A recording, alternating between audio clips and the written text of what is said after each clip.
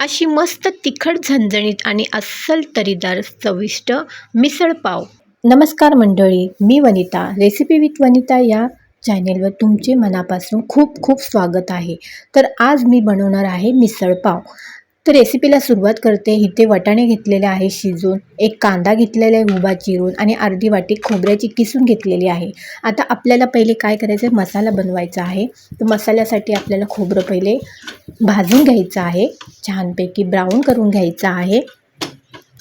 हा ब्राऊन झालेला आहे.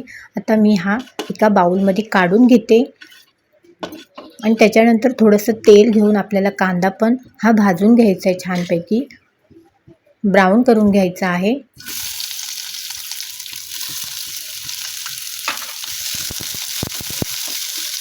कांदा आपला ब्राऊन झालेला आहे. आता आपल्याला एक टोमॅटो टाकायचा आहे. आता हे छानपैकी याला कलर आलेला आहे. आता हे आपलं भाजून झालेलं आहे.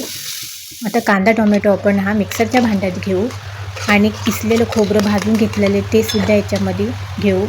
अर्धा तुकडा अद्रकचा घेऊ, कढीपत्ता घेतला आहे, थोडा कोथिंबीर घेतले आणि लसूण घेतला आहे. आता याचा आपण मसाला बनवला आहे.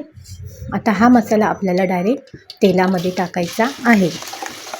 इथे मी तेलाचा जास्त वापर केलेला आहे कारण आपल्या मिसळला छानपैकी तरी येणार आहे, म्हणजे तो कट तयार होणार आहे. आता हा चांगला भाजून घ्यायचा, छानपैकी भाजून घ्यायचा. आपल्याला हा पूर्ण ड्राय करून घ्यायचा आहे. आता याच्यामध्ये मी हळद ॲड करते, छोटा चम्मच. एक मोठा चम्मच लाल तिखट, तुमच्या आवडीनुसार तिखट वापरा.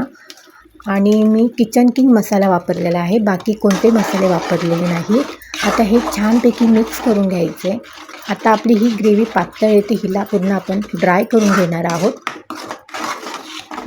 मीठ टाकायचे चवीनुसार.